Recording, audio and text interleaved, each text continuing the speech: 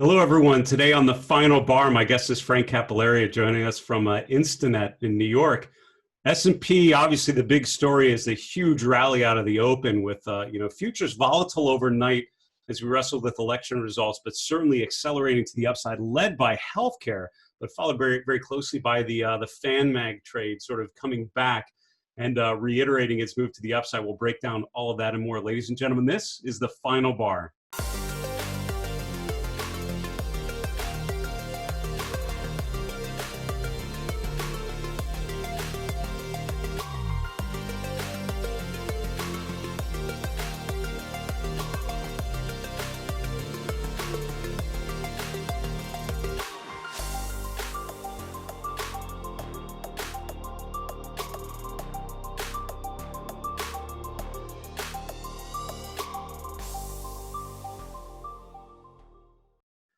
Hello, everyone. Welcome to the final bar. I'm your host, Dave Keller. I'm the Chief Market Strategist here at StockCharts.com in Redmond, Washington. Thanks for joining us every weekday after the close as we look at the markets through the lenses of technical analysis and behavioral finance. I feel like now more than ever, those aren't the only lenses that you need to look through. And as always, when we're looking at the charts together, we're talking about price dynamics, talking about trends and momentum. I never want to imply that you want to ignore all the other things that you should be paying attention to. And a well-rounded investor, I would argue, has trend following, has momentum, as technical analysis as a key component, but it is one component to a holistic investment process. So having an understanding of elections and what those might mean and what party is in power and what their policies are, all the other headwinds and tailwinds that we can go through. It's sort of outside the scope of the show, but certainly relates to what we're talking about when we're looking at the charts. The charts reflect where people are at, but they're pricing in their expectations, their anxiety, their comfort level with all of those headwinds and tailwinds that we could be talking about. Now, we have a lot of great guests along the way to help us look at these charts together. Very excited to talk to Frank Cappelleri again today with his sort of big picture charts on what he's seeing. Tomorrow, we have Mark Ungewitter coming back to us from Charter Trust. Coming up next week, two guests to highlight for you. On Tuesday, we have Brian Shannon from Alpha Trends, who created an indicator called Anchored View App, which we have on our ACP platform. Is going to give us a taste of how that applies to his interpretation of price movements. And then Craig Johnson from Piper Sandler in Minneapolis joining us on November 12th of next week. Let's get to our market recap. So, again, I'm sure many of us are tired, having stayed up way too late, probably, or getting up way too early for those of us on the West Coast trying to make sense of how things were playing out. If you follow the futures market overnight, it was pretty choppy. And, and again, it was sort of a measure of uncertainty when there was a period where it felt like, Trump was much more likely to get reelected. Futures spiked to the upside when it felt like it was going to be drawn out and less certain, less quickly. Futures dropped very, very quickly, and that sort of volatility continued. But today, you certainly had follow through to the upside, and healthcare, the biggest mover with the XLV up over 4%, and stocks like Biogen were up insane percentages, up 30, 40% or something. I forget what it ended up being. We can look in a moment. But just a huge gap based on an Alzheimer's drug announcement.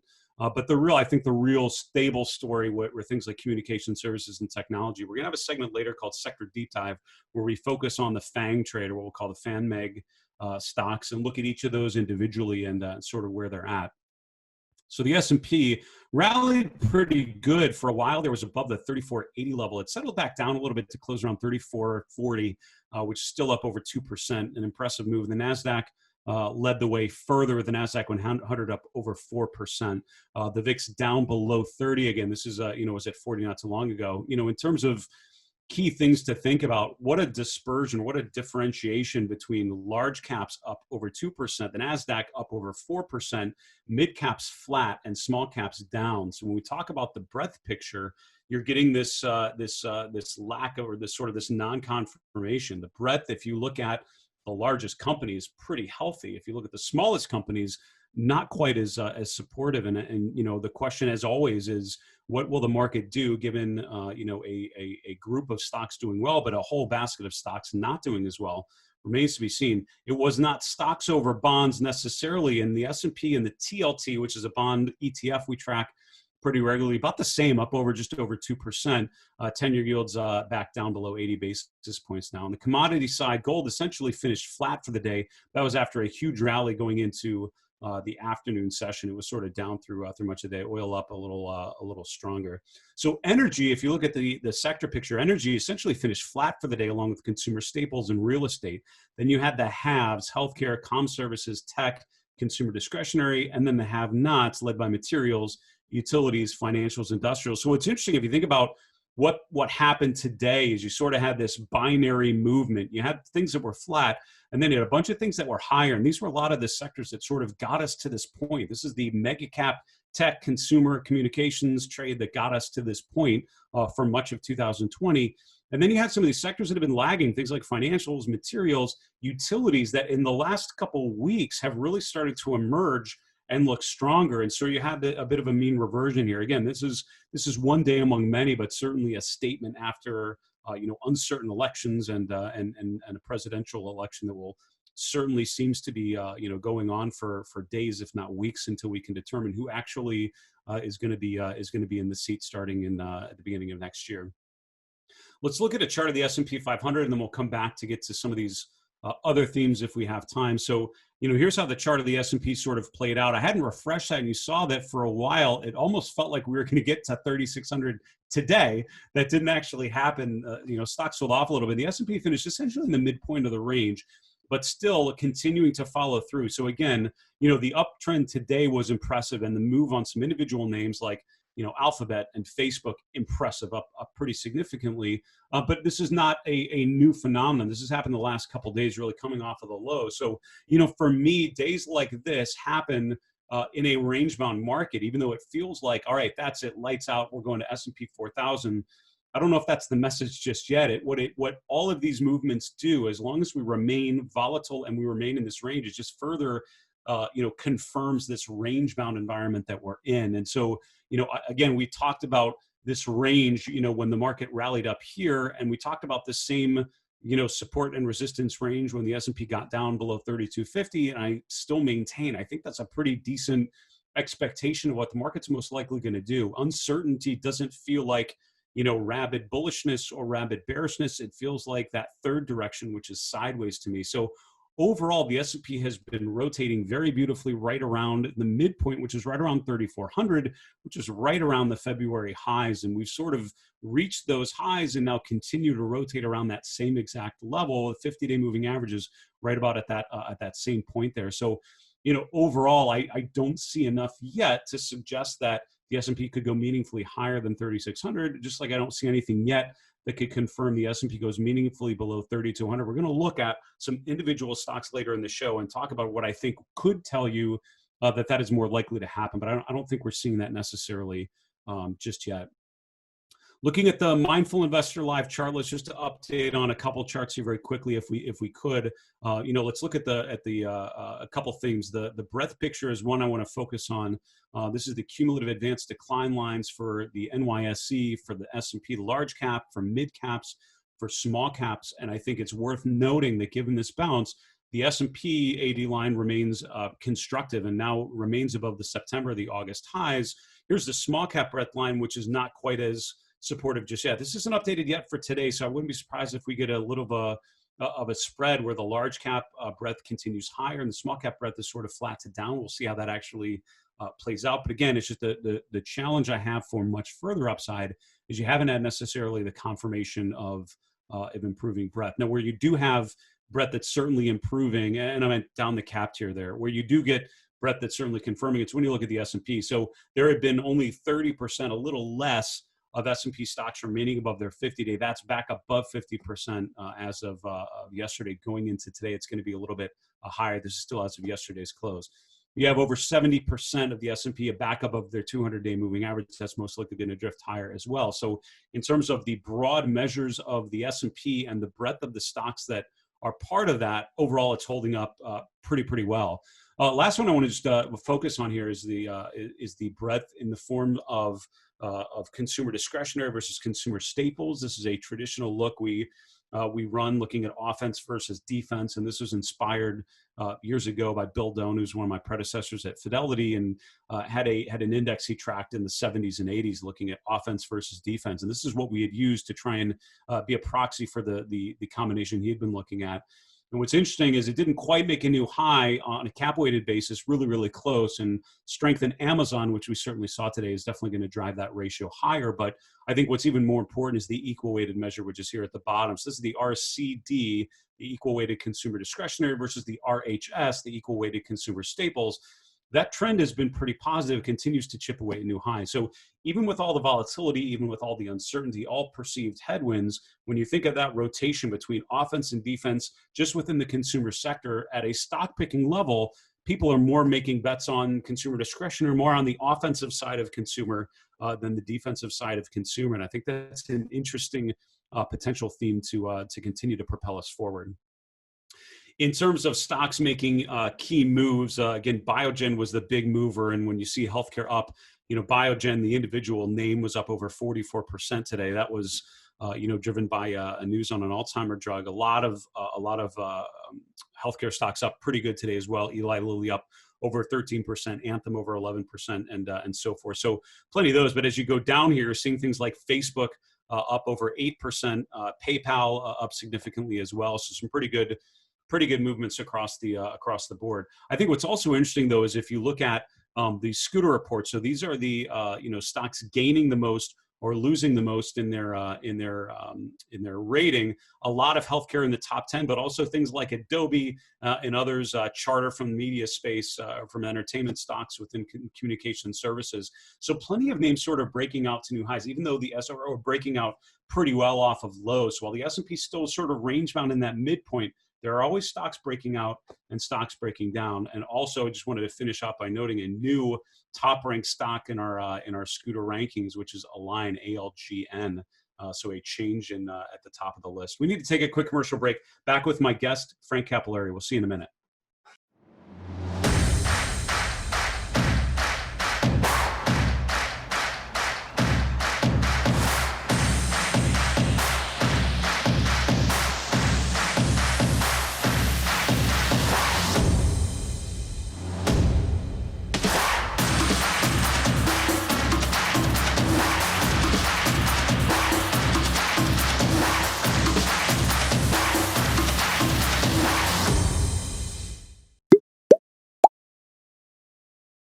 Hello, everyone. Welcome back to the Final Bar. This is Dave Keller here at StockCharts.com. As a reminder, one of the things I enjoy the most about this show is being able to hear from you, hear the questions that are coming up in your process of analyzing the charts, things you're hearing on the media, on social media, in your own research that you're reading, wherever it is.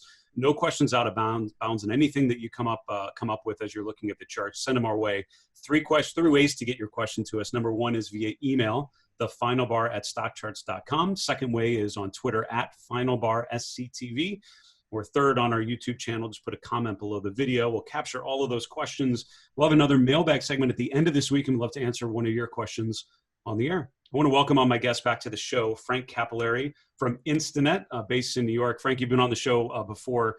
Obviously, plenty going on. So I know I asked you to pick a couple charts. I'm sure there are plenty you could bring to us, but I'm very interested to hear sort of your take on the overall market here. Take it away. Dave, thanks so much for having me back. It's great to be here. When I sent this over last night, I wondered exactly how it would look 24 hours later. Right. So anyway, it looks a little different than this, but a reason why I wanted to focus on this one first with the S&P is just realizing that the topping pattern that's been in place for the last few months now really has been in the press, and everyone sees it, and it's been really not just for the S&P, for other areas as well. And so we can see it's ominous looking. It's coming after a tremendous run, and we have to be cognizant of it. At the same time, we realize that the biggest topping patterns that did play out led to some big downturns back in February, March, of course, of this year, and then in the fourth quarter of 2018. So have to be aware of that. Also realizing that there are some really foreboding looking patterns along the way, which did not play out. Twice in 2019, in the middle of the run, and also again this past June. And we think about the reasons why, similar, extended technologies too stretched, so forth and so on, But I think this really brings to the point where we have to sometimes just respect the simplest parameters within technical analysis, support and resistance. So with this, if this is going to lead to a crash, we're going to have a reason to get out once the support is broken. But until that happens, we have to respect that area. That, as you mentioned, 3,200 around that spot has been very key for a long time. No reason to jump the gun, especially in front of 2 months where we sort of have the strongest seasonality of the year. So chart number two, it's a great take, and I agree with you. It's all about that support level, and if we're able to hold it. Chart number two is looking more at thinking of this as maybe a bit of a regrouping period. Talk us through this. Right. So another reason why I think we have to continue to respect it is that we've had these series of strong moves followed by multi-weeks of consolidation the entire time. The only difference is that they've been getting longer and the ranges have been getting wider. But what this has done a good job of so far all throughout the year is being able to digest constructively strong moves, then to be able to set up for the next potential up leg. So again, think about where we are, think about how much the market has been able to constructively move sideways in anticipation of possibly, again, getting to the point in the year where things do typically work out on the bullish side. And so I think at that point, we have to, again, see this as it is, realizing that it may be unlikely to make new highs, but at the same time, we're still going to be following the same type of formation that we've seen before. That's great. Now, the next couple of charts you have are actually, focused on breadth to transition a bit. And we've tried to look at breadth conditions on the show as much as we can. What is this? How does this relate to what we've seen so far now? Well, I think it fits into the same picture. And one of the reasons why those previous consolidation points have worked out to the upside is because we had a continuous amount of strong participation the whole time. And David mentioned earlier that the S&P cumulative advanced decline made a new high recently, but first made a new high in July, a good 5 or 6 weeks before the S&P. So it's either been leading or going with the S&P the entire time, being a positive divergence. It just shows, again, we hear all about technology, but it's been really back and forth rotation continuously since the lows. Very interesting. And then finally, looking at the equal weighted S&P, and I love the idea of this chart, thinking, breadth from maybe a different angle. How does this relate? Right. So very similar thing, but it just shows, right, when we see the equal weight RSP versus the S&P, it's basically showing the other sectors versus technology. And by looking at this, it looks like a mess at first glance. At the same time, it shows the constant rotation between sectors just when the market needs the most. So think about what's happened since the lows. Everything is up, but not on a continuous basis. There's a lot of passing of the baton of leadership, if you will, which I think lends itself to, additional upside. So I think after today, right, when technology outperforms so well, you have to believe that can't really exist for that much longer. So we'll be up to value again to pick up some of the profit taking maybe and take the lead once more. It's really interesting. We only have about a minute left, but I love the charts and the narrative we're able to lay out here. So I have to think, obviously, sort of the FANMAG stocks, the FANG stocks up pretty big today, but that's a bit of a change from what we've seen before with things like industrials and materials that had done well, utilities outperforming. When you think between now and year end, are there particular groups or themes that you think make the most sense given the breadth conditions and the scenarios you've laid out? Yeah, I mean, I would still think that we're going to have periods where technology does lead, again, maybe not to the extent today, but then overheats, and then we'll see the areas like industrials, materials, financials, if the yield can pull itself back up. But that's what we've been seeing. I think the one thing that people sometimes, I guess, misplace is that value continues to fail. Well, not really. It takes over after a few weeks, and then it gives back to technology. So that type of back and forth, I think, is important to see. That's a great take, Frank. It's such a pleasure to have you back on the show. Thanks for talking us through where you're at with it. Hope you and everyone around you stay safe, and we'll talk to you again soon, all right? Thanks, Dave. Same to you. That's Frank Cappelleri joining us from Instinet in the New York area. And I'll tell you, I've gotten to know Frank over the years, and I miss being able to travel. I miss being able to grab dinner with guys like Frank and talk about what he's seeing. And again, if we can have him on the show occasionally, get his take, I'm pretty happy with that. But if you see some of his work lines up with a lot of things we talked about, the breadth picture overall, supportive, and the question is, is there enough leadership? Is there enough movement to the upside to push the S&P out of this range? And I think that's one of the questions we're all going to be sort of grappling with going through here in the coming months.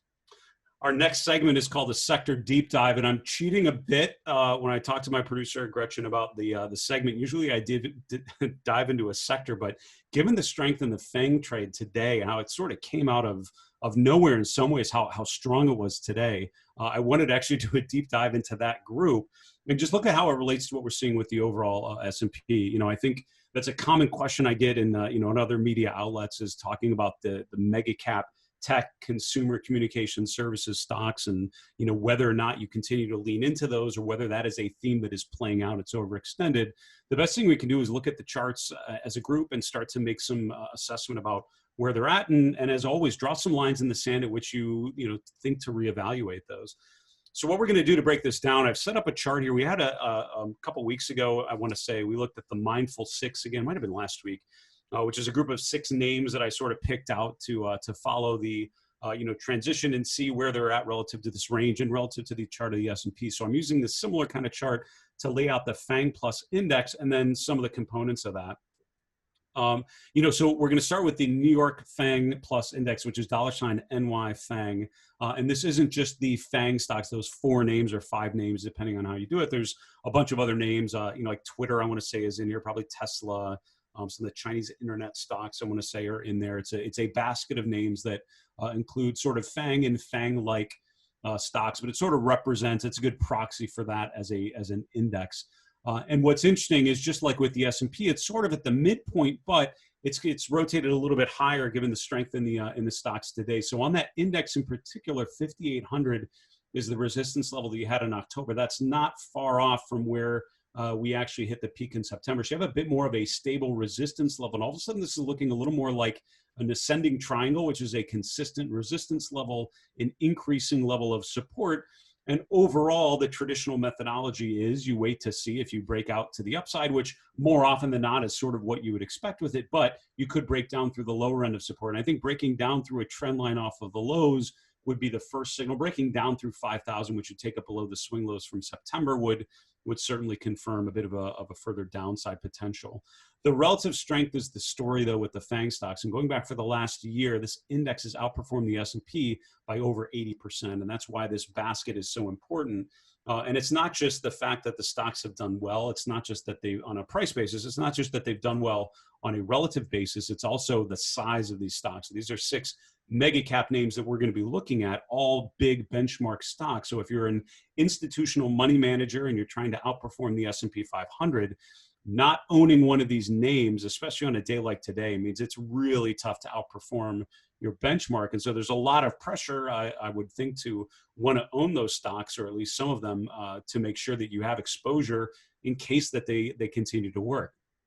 Now, if you look at what's happened, again, they're up, most of them up pretty good today. I think across the board that they are. But by looking at each one of these charts individually, we can see where they're at relative to their overall framework. Start to put some lines in the sands that make sense. So, if you look, we're going to start with Facebook, which is up pretty good today, obviously closing around 287. It's just putting it above a new swing high, and this is after making a series of new higher swing lows. So you're sort of in this range of 260 on the lower end. You've just broken above around 285, which for me suggests a return to the previous highs, and that's really the line in the sand. That's the resistance, just above 300. Now, with something like Facebook, you have the big round number thesis, which is, stocks tend to revert around a big round number. So I wouldn't be surprised if you hit 300 or around about there and you pull back a little bit. That's a pretty reasonable expectation. But that would be the resistance. A break above there and a follow through above those highs, certainly suggests the potential for much further upside and leadership of Facebook going forward. Apple up as well, and you can see it's around 115 today. So a little bit of different configuration. I think 125 is the key resistance here. So Apple, excuse me, and a lot of these names have had earnings that have kind of come in here as well. And so this had a bit of a distribution pattern coming off of the peak around 125 there last month. So I think as it continues higher, if it does, 125 is certainly the line in the sand. 105 are the lows. And we talked about that as Apple was selling off, that 105 level was pretty key because that would make a lower high and then would make a lower low. The bounce today is impressive. That's nice. But again, it's still, not even halfway up this download that you had in mid-October. So, whether it's able to hold 105, the sort of range on any sort of pullback would be key. You can see what was a really impressive bearish engulfing pattern there at the highs, which really confirms the resistance there just above 130. Netflix is a little different. Netflix, you could arguably say, is a triple top, and I think that's what I've heard myself call it. And again, you really can't call it a triple top. Is sort of a made-up pattern. It's not really something you follow a ton, but usually what you'd expect with any sort of basing pattern is you have a now consistent resistance level just above 550 for Netflix, and you have a consistent support level around 460, 470 or so, which are these lows from from a couple months ago, kind of continuing on. So now we're really range bound. Netflix is the most maybe range bound of the group. And what that means is you either at some point break to new highs above 575, you break to new lows below 460, and whichever way that breaks, that should be the direction of the next breakout move. But I think that speaks to the range bound nature of a lot of these stocks if you go back the last 3 months. Microsoft, very similar story, has a bit of a head and shoulders like feel to it, but remember, a head and shoulders pattern is not a head and shoulders pattern until you break the neckline. So when I saw this and comes down and people talk about Microsoft being a head and shoulders top, that's kind of not correct, because you can't really you can call it a potential head and shoulders pattern or a head and shoulders like pattern until you break the neckline, which are these interim lows. You have to get below around 195, we'll call it, which would be a break below those lows. Until then, it's still just a consolidation pattern up there at the highs. We need to continue off here really quick so we can wrap up. Amazon is really in the middle of the range. It looks a lot like a chart of the S&P with lower highs and lower lows. So Amazon is really a chart of the S&P at this point.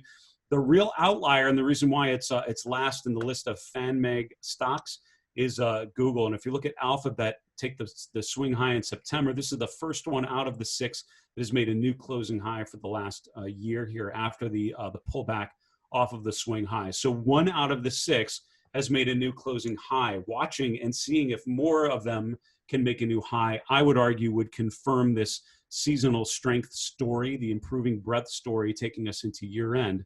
If and when these start to fail, and if they would start to break interim support levels, you will hear me start to get a lot less constructive on the markets, because I think the strength in these stocks and the relative strength of these stocks is one of the many reasons why the market is hung in and continues to be range bound today. That is our quote-unquote sector deep dive into the FANMAG stocks, or the FANG trade. If you're interested in this chart, just shoot me an email, thefinalbar@stockcharts.com. I'm happy to share the template with you. We need to wrap the show, go to the 3 and 3 charts in 3 minutes. Here we go. Chart number 1 is looking at breadth. I thought Frank did a great job, Frank Cappelleri, focusing on some of the breadth stories. And I totally agree. When you look at the breadth on the S&P, it is absolutely supportive of that. And I think, as I saw it pull back and started to potentially break down below the breakout level there from mid-August, and it didn't do that, actually held up. That speaks to the internal strength on the S&P. What I would love to see, to think about further upside, thinking beyond 3,600 on the S&P, I would want to see confirmation from the rest of it, from small caps, from the NYSE advanced decline loans, which we've not seen yet. I think a confirmation there, breaking to new highs, would certainly speak to the potential of further upside. Second, we didn't talk about healthcare. Healthcare is the number 1 sector. I teased on Biogen and some of the other stocks that have done well. But if you look at the XLV, it's actually right at this resistance level. This is the peak from September, peak in October. We're right at that level, traded well above it, but closed right back in that range. So on a closing basis, it's sort of right at the highs. You'd want to see if there's follow through to confirm that healthcare continues to do well. But I think on a relative basis, what's is potentially most improving or most impressive, it's now at a new relative high for the last 2 to 3 months. You'd love to see if that improves. This one is an interesting one, which is the relative performance of healthcare versus technology. Still not breaking out yet, because tech doing pretty well as well. But I think a rotation higher in that tells you really the strength of healthcare versus other levers that you could pull as an equity investor. Finally, within healthcare, there are a lot of themes to tease out, and IBB is the biotech ETF, or one of them that we followed. So a nice rally on stocks like Biogen doing so well today, but still below the previous highs. And I think a break above 145 on the IBB would certainly confirm further upside on the ETF, on the group. Relative strength, not quite at a new peak even for the last month. So healthcare overall did very well. Biotech's up 6% today, but not enough follow through to make me feel like it's there's a ton of further upside from here. And again, that's what I see. I'm seeing a nice rally today. That's great, coming off of the indecision last night. But not enough follow through to get to new highs. That's our show for today, folks. I want to thank Frank Cappelleri from Instinet joining us from New York, sharing his thoughts. For StockCharts.com in Redmond, Washington, I'm Dave Keller. Be safe. Have a good night. Hey, Grayson Rose here with StockCharts. Thank you so much for watching. I hope you enjoyed that video. If you did, consider giving it a like down below, maybe leave us a comment, and if you're new to the channel, you can subscribe at the link up above. We're gonna bring you daily content from an incredible collection of technical analysts and financial experts.